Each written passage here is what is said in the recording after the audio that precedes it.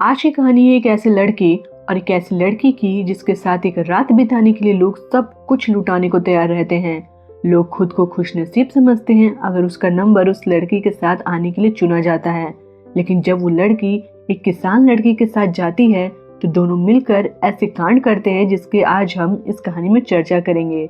Hello दोस्तों, स्वागत है आपका साइनेमेटिक नोवा में। चलिए आज की कहानी शुरू करते हैं। आज की कहानी की शुरुआत होती है साल 1850 में कैलिफोर्निया के एक छोटे से शहर रिकॉर्ड से। यहाँ रहती है एंजल नाम की एक बेहद खूबसूरत लड़की, लेकिन एंजल की जिंदगी बाकी लड़कियों जैसी नहीं है। उसके साथ रात बिताने के लिए लोगों को लॉटरी के जरिए चुना जाता है। जिसका नंबर निकलता है वो खुद को बहुत खुश नसीब समझता है, लेकिन इस चमक दमक के पीछे एंजल की एक बेहद दर्द भरी कहानी छुपी है। एंजल मजबूर और लाचार नजर आती है और उसे अपने बचपन के दिन याद आते हैं। बचपन में एंजल अपनी माँ नीना के साथ रहती थी। एक दिन वो बहुत खुश थी क्योंकि उसके पिता एलेक्स उससे पहली बार मिलने आने वाले थे, लेकिन जब एलेक्स आता है तो वो अपनी बेटी से ठीक से बात तक नहीं करता है। उसने एंजल को कमरे से बाहर जाने को कहा और नीना से गुस्से में बोला कि तुम मेरे घर में सिर्फ रहती हो, लेकिन मैंने तुमसे कभी शादी नहीं की और ना ही करूँगा। मैंने पहले ही कहा था कि ये बच्चा मुझे नहीं चाहिए क्योंकि ये नाजायज है। यह सुनकर नीना गुस्से में भड़क उठी। इस पर एलेक्स और भी ज्यादा गुस्से में आकर नीना को बुरी तरह से मारता है और फिर वहां से चला जाता है। एंजल ने अपने पिता और माँ की बातें बाहर से सुन ली थी और अपने पिता का यह रूप देखकर वो पूरी तरह से टूट गई और रोने लगी। उसकी माँ नीना बाहर आई और उसे समझाते हुए कहा कि इसमें तुम्हारी कोई गलती नहीं है, मैं इस दुनिया में सबसे ज्यादा प्यार तुमसे करती हूँ। कुछ दिनों बाद नीना को एलेक्स से एक खत मिलता है। उसमें लिखा था कि उसने उसके लिए सभी रास्ते बंद कर दिए हैं, उसने घर को भी बेच दिया है और उसने कभी ना मिलने का फैसला कर लिया है। इसके बाद नीना अपनी बेटी एंजल को लेकर घर छोड़ देती है। वो अपना गुजारा करने के लिए अपने सारे गहने बेचने के इरादे से जॉन नाम के एक जौहरी के पास जाती है, लेकिन जॉन कहता है कि ये गहने नकली है, इनकी कोई कीमत नहीं है, लेकिन तुम खुद बहुत कीमती हो, अगर तुम मेरे लिए काम करोगी तो तुम्हें पैसे मिल सकते हैं और यहाँ रहने की जगह भी मिल जाएगी। नीना अपनी मजबूरी के कारण जॉन की बात मान लेती है। जॉन सबसे पहले नीना का फायदा उठाता है और फिर उसे काम पर लगा देता है ताकि दोनों पैसे कमा सके। लेकिन कुछ ही दिनों बाद नीना को एक गंभीर बीमारी हो जाती है। बीमारी के कारण कुछ ही दिनों में ही उसकी मौत हो जाती है। अपनी माँ को इस हाल में मरते देख एंजल बहुत रोती है। अब एंजल पूरी तरह से बेसहारा हो चुकी थी, लेकिन वो कैसे इस शहर के लोगों के बीच महंगी लड़की बन गई ये हमें आगे पता चलेगा। अब कहानी प्रेजेंट में आती है जहां हम माइकल नाम के एक किसान से मिलते हैं। माइकल अपने खेतों का सारा काम अकेले करता है। वो एक समझदार और धार्मिक लड़का है जो रोज चर्च जाकर प्रार्थना करता है। आज माइकल चर्च में भगवान से अपने लिए एक लाइफ पार्टनर मांगता है, कोई ऐसा जो उसे सच्चा प्यार करे और हमेशा उसके साथ दे। उसी दिन शाम को जब माइकल अपना सामान बेचने के लिए शहर जाता है तो उसकी नजर एंजल पर पड़ती है। एंजल उस समय घूमने के लिए बाहर निकली थी। माइकल पहली ही नजर में एंजल को देखकर मोहित हो जाता है। वो अपने दोस्त से एंजल के बारे में पूछता है तो उसका दोस्त बताता है कि एंजल इस शहर के एक पैलेस में रहती है। वो इस शहर की सबसे खूबसूरत और महंगी लड़की है। उसके साथ रात बिताने के लिए लोगों की लाइन लगी रहती है। माइकल ये सुनकर हैरान हो जाता है, लेकिन उसके दिल में एंजल के लिए एक अजीब सा आकर्षण महसूस होता है। यह सुनकर माइकल को अजीब तो लगता है, लेकिन वो सोचता है कि चाहे एंजल का पिछला जीवन कैसा भी रहा हो, उसे कम से कम एक बार उससे मिलना तो चाहिए। शाम को जब एंजल की एक शिफ्ट खत्म होती है तो वहाँ की बॉस डचेस का एक बॉडीगार्ड आता है। वो हर शिफ्ट के बाद कमाई लेने आता है, लेकिन इस बार उसे कमाई कम लगती है। तो गुस्से में वो एंजल से बदतमीजी से पूछता है, तुमने और सोना कहाँ छुपाया है? एंजल भी गुस्से में आकर उसे गालियां देती है। इस पर वो बॉडीगार्ड एंजल को पीटना शुरू कर देता है और उसे बाथ टब में डुबोने की कोशिश करता है। तभी डचेस वहां आ जाती है और उसे रोकती है। डचेस गुस्से में बॉडीगार्ड से कहती है कि अगर एंजल को एक खरोच भी आई तो वो नीचे खड़े लोग तुम्हें नहीं छोड़ेंगे। अब गुस्सा छोड़ो और उसे जल्दी से दूसरी शिफ्ट के लिए तैयार करो। थोड़ी देर बाद एंजल फिर से अपनी अगली शिफ्ट के लिए तैयार होती है। इस बार माइकल उसे मिलने आता है। एंजल उससे पूछती है, मैं तुम्हें कैसे खुश कर सकती हूँ? माइकल जवाब देता है, मैं तुमसे सिर्फ बात करने आया हूँ, मैं दूसरों की तरह नहीं हूँ, मैं एक किसान हूँ और अपने खेत पर काम करता हूँ। फिर माइकल एंजल को शादी का प्रस्ताव देता है। यह सुनकर एंजल हंस पड़ती है और कहती है कि यह इस हफ्ते का 5वां प्रपोजल है। एंजल कहती है कि मेरे पास ऐसे कई लोग आते हैं जो मीठी मीठी बात करते हैं। इसके बाद माइकल का समय खत्म हो जाता है और एंजल उसे रूम से बाहर निकाल देती है। लेकिन अगले दिन माइकल फिर से आता है। इस बार वो 2 गुने पैसे देकर वो एंजल से मिलता है और कहता है, मुझे पहली नजर में ही तुमसे प्यार हो गया था। मैं चाहता हूँ कि तुम मेरे साथ चलो, हम शादी करेंगे और हमेशा साथ रहेंगे। एंजल उसकी बातों को गंभीरता से नहीं लेती और कहती है कि तुम अपना पैसा और समय दोनों बर्बाद कर रहे हो, इसलिए मेरे पास आओ और अपना काम खत्म करो और यहाँ से चले जाओ। मैं कभी भी हमेशा के लिए तुम्हारी नहीं हो सकती। एंजल के ये शब्द माइकल को तोड़ने के लिए काफी थे, लेकिन फिर भी वो हार मानने को तैयार नहीं था। इतने में माइकल का समय खत्म हो जाता है और वही बॉडीगार्ड फिर से आता है और माइकल से वहां से जाने के लिए कहता है। माइकल चुपचाप चला जाता है। इसके बाद माइकल का दोस्त उसे समझाने की कोशिश करता है कि एंजल उसके लिए सही नहीं है, लेकिन माइकल कहता है कि मैं एक बार और कोशिश करना चाहता हूँ। शाम होते ही माइकल फिर से एंजल से मिलने पहुंच जाता है। इस बार वो एंजल को अच्छे से समझाने की कोशिश करता है। वो कहता है कि मुझे समझ नहीं आता कि तुम इस नरक जैसे जिंदगी में क्यों रहना चाहती हो। क्या तुम्हें मेरे लिए कुछ भी महसूस नहीं होता, या फिर तुम्हारे दिल में कोई फीलिंग ही नहीं है? फिर माइकल उसे प्यार से किस करता है और कहता है, क्या अब भी तुम्हें मेरा प्यार महसूस नहीं हो रहा? एंजल जवाब देती है कि मैं तुमसे प्यार नहीं करती और ना ही शादी करना चाहती हूँ। तुम बस एक मामूली किसान हो और कुछ नहीं। यह सुनकर माइकल को बुरा लगता है और वो चुपचाप वहाँ से चला जाता है। अब कहानी फिर से एंजल के बचपन में चली जाती है, जब एंजल की माँ का निधन हो गया था। जब जॉन नाम का एक जौहरी एंजल को एक दूसरे शहर ले गया था, वो उसे बेचने के लिए लाया था। लेकिन वहाँ काम करने वाली सैली नाम की एक लड़की जॉन से रिक्वेस्ट करती है कि इस लड़की को कहीं और ले जाओ, यह जगह उसके लिए सही नहीं है। लेकिन जॉन उसकी बात नहीं मानता और एंजल को बॉस के कमरे में ले जाता है। थोड़ी देर बाद वहाँ का बॉस ड्यूक आता है। जॉन ड्यूक से कहता है कि इस लड़की को ले लो और मुझे मेरा पैसा दे दो, लेकिन ड्यूक के इशारे पर उसके आदमी जॉन को मार देते हैं। ये देखकर एंजल डर जाती है। ड्यूक कहता है कि अब तुम मेरे लिए काम करोगी। इस तरह ड्यूक उसे डरा धमका कर वहाँ रख लेता है। कुछ सालों में जब एंजल बड़ी हो जाती है तो ड्यूक उसे इस काम में लगा देता है। एंजल के दिल में अब डर नाम की चीज खत्म हो चुकी थी। उसे विश्वास हो गया था कि दुनिया के सारे मर्द एक जैसे होते हैं, लेकिन फिर भी वो अपनी मजबूरी में फंसी हुई थी। एक दिन वहाँ एलेक्स आता है, लेकिन उसे नहीं पता था कि एंजल उसी की बेटी है। जब वो एंजल को लेकर कमरे में जाता है तो एंजल उसे अपनी सच्चाई बताती है। सच्चाई जानकर एलेक्स को एहसास होता है कि उसकी वजह से उसकी बेटी की जिंदगी बर्बाद हो गई। इस गिल्ट से भरकर वो खुद को दोषी मानते हुए आत्महत्या कर लेता है। इसी बीच सैली एंजल को कुछ पैसे देकर वहाँ से भागने में मदद करती है। जब ड्यूक को इस बात का पता चलता है तो वो गुस्से में सैली की हत्या करवा देता है। एंजल को एक शिप पर दिखाया जाता है जिससे वो शहर से दूर जा रही होती है। शिप में कुछ और लड़कियां भी होती है जो उससे बातें करती है। लेकिन जब एंजल दूसरे शहर रॉकीज में पहुंचती है तो वही लड़कियां उसे पीटकर बेहोश कर देती है और उसके पैसे चुरा लेती है। इसके बाद डचेस नाम की एक औरत एंजल को बचाती है और अपने पैलेस में लाकर उसे धंधे में लगा देती है। अब कहानी फिर से प्रेजेंट में आती है, जहां एंजल की तबीयत खराब हो जाती है। एंजल की दोस्त के पूछने पर वो जवाब देती है कि वो माइकल के बारे में सोचते सोचते कमजोर हो गई है। अब उसने तय कर लिया है कि वो ये काम हमेशा के लिए छोड़ देगी।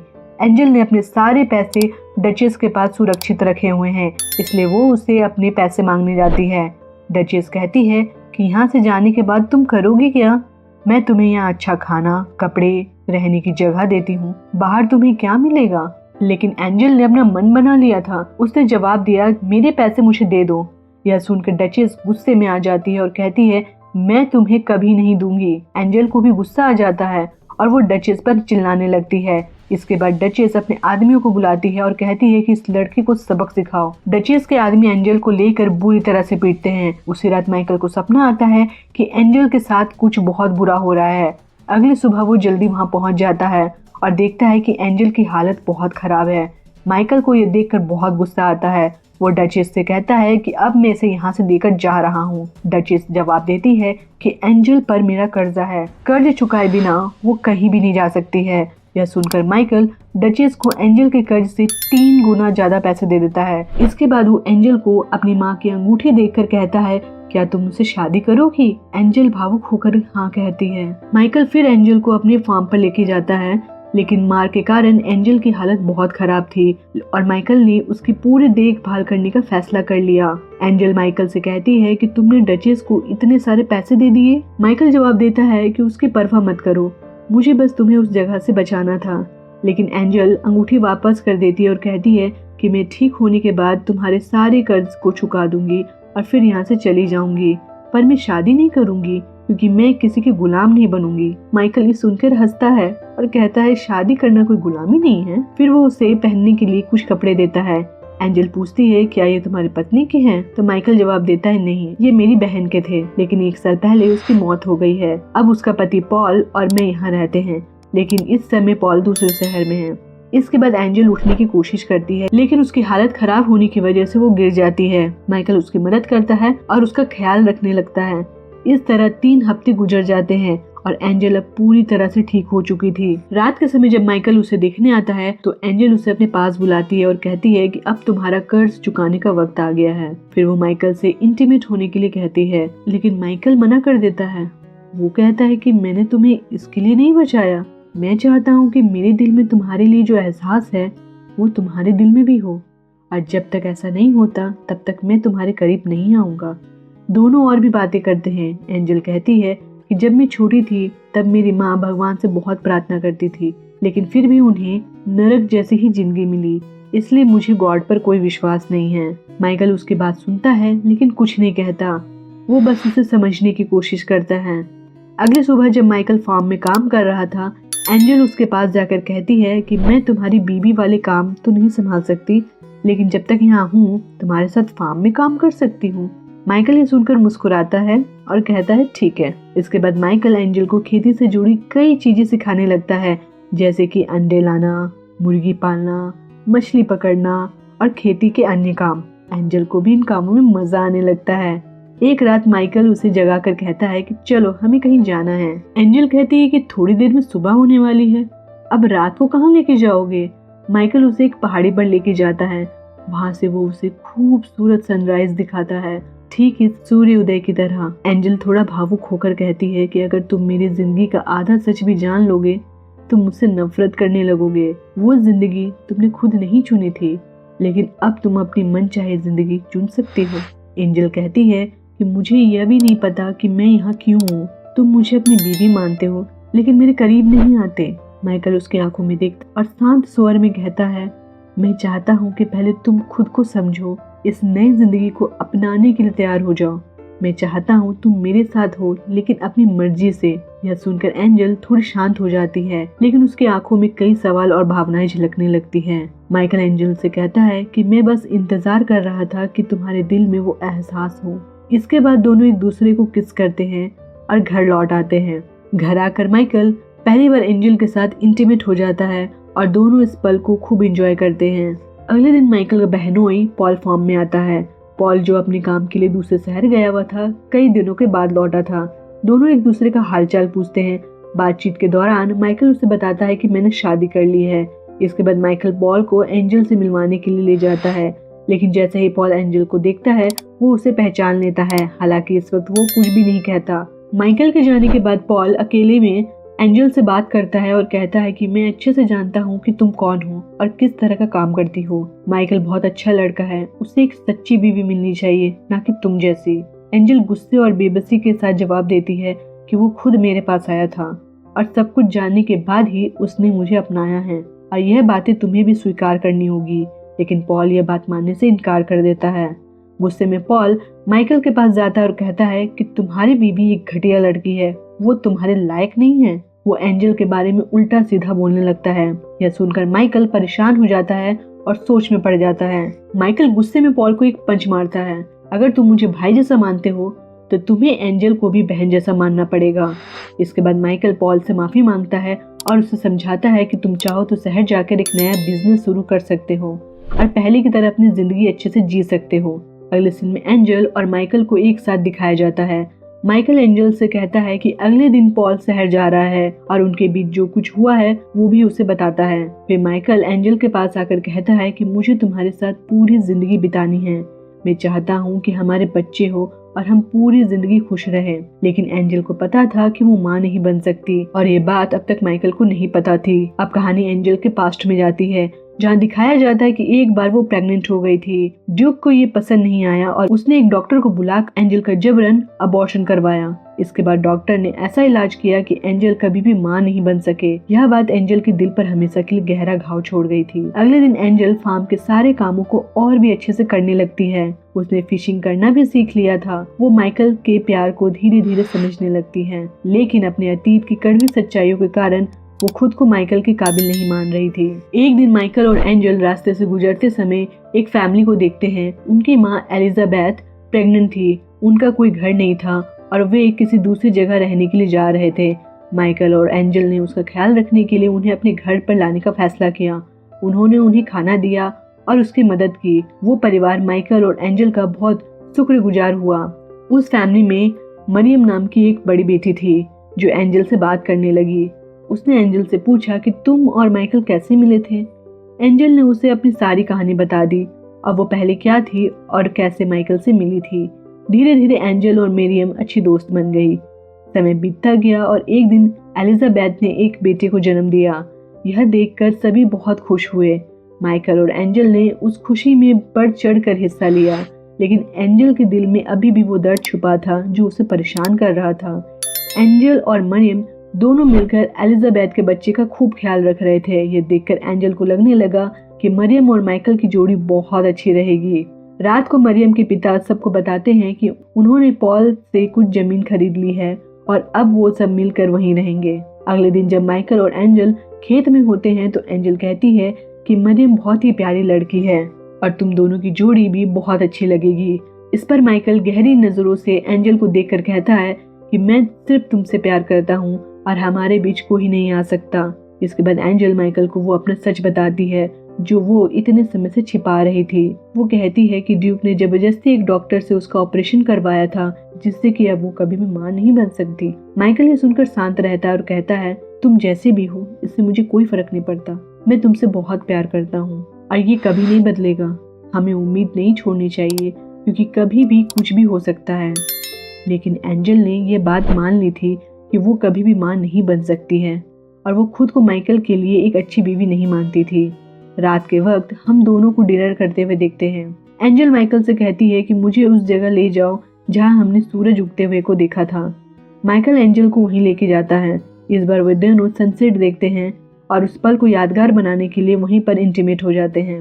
अगले सुबह एंजल मरियम के लिए एक लेटर लिखती और उसमें माइकल की अंगूठी रखती है। वो सबके जागने से पहले एक आदमी के साथ शहर चली जाती है। बाद में मरियम को वो लेटर मिलता है। लेटर में लिखा होता है कि मरियम और माइकल की जोड़ी बहुत ही खूबसूरत होगी और वे हमेशा खुश रहेंगे। मरियम ये पढ़ के भावुक हो जाती है और वहीं माइकल जब ये सब देखता है तो टूट जाता है, लेकिन उसके दिल में एंजल को लेकर प्यार और भी गहरा हो जाता है। मरियम वो लेटर माइकल को दिखाती और कहती है कि तुम्हें जाकर उसे रोकना चाहिए, लेकिन माइकल गहरी सांस लेते हुए जवाब देता है कि मैंने उसके लिए सब कुछ किया, उसे अपने प्यार का एहसास भी दिलाया। अब ये उसकी जिंदगी है और वापस आने का फैसला भी उसी को करना होगा। दूसरी ओर एंजल शहर के एक होटल में पहुंचती है और होटल के मालिक से कहती है कि अगर आपको किसी कुक की जरूरत है तो मैं वो काम कर सकती हूँ, पर मुझे यहाँ रहने के लिए जगह भी चाहिए।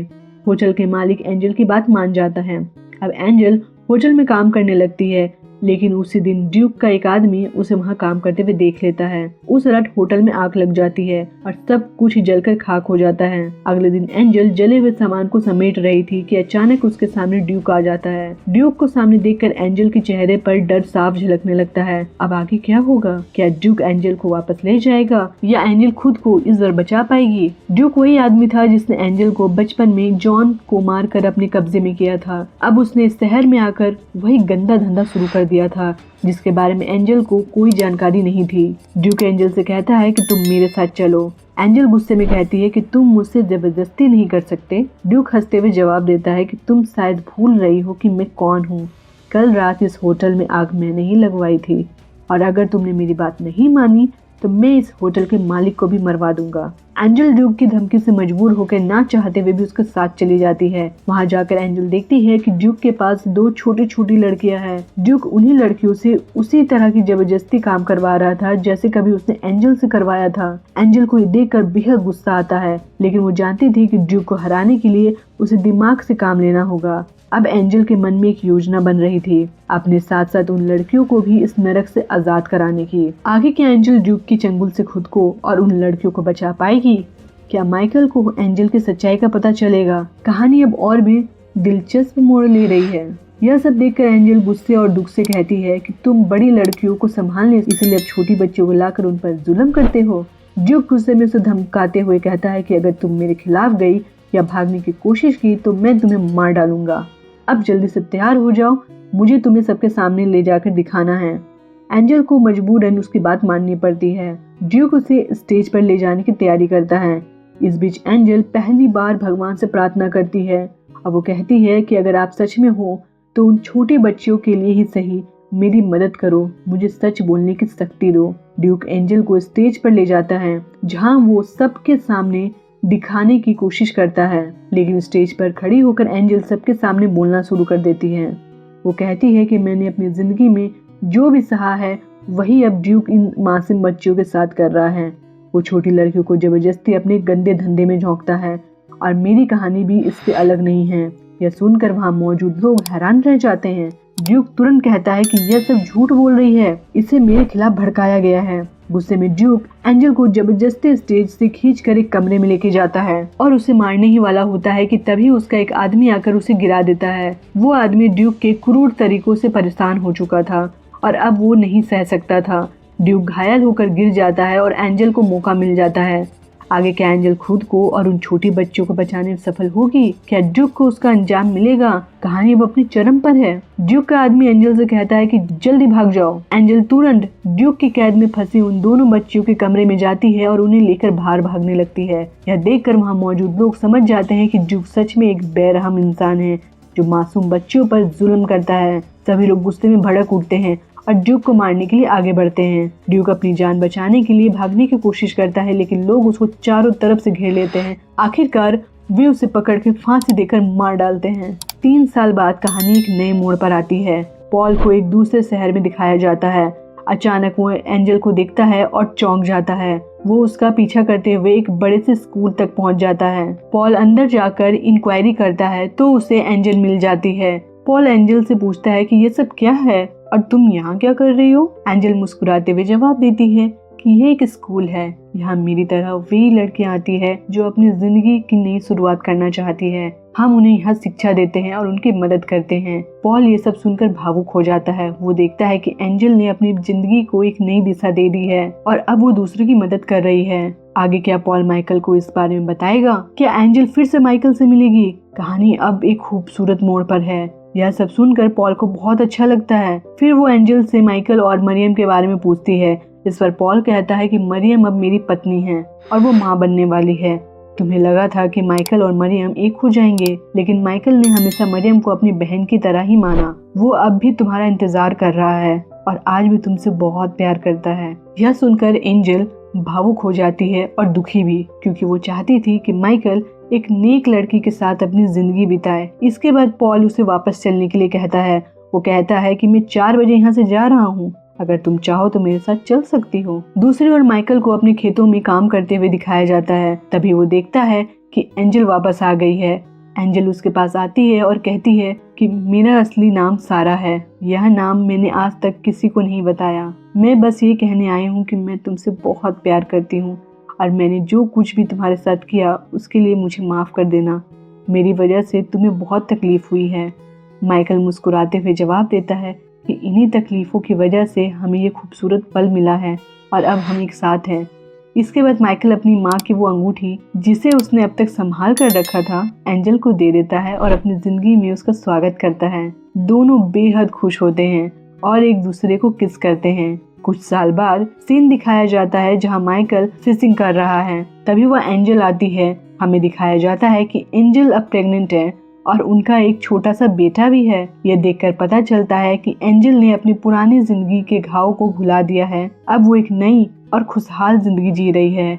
इसी के साथ ये कहानी खत्म हो जाती है। तो दोस्तों, मैं उम्मीद करती हूँ कि आपको ये कहानी अच्छी लगी होगी। अगर आपको ये कहानी पसंद आई है तो इस चैनल को सब्सक्राइब करना ना भूलें और कमेंट में लिखें कि आपको कौन सा पार्ट पसंद आया। हम आपके लिए हर दिन नई कहानी लेकर आते हैं। आप इस चैनल को अपने दोस्तों में भी शेयर करें ताकि आप सभी के पास एक अच्छे से टॉपिक हो बात करने के लिए। अगर आप अपने लेफ्ट में ऊपर वाले वीडियो पर क्लिक करते हैं तो आप नई फिल्मों को देख सकते हैं। तब तक के लिए आप सभी खुश रहें।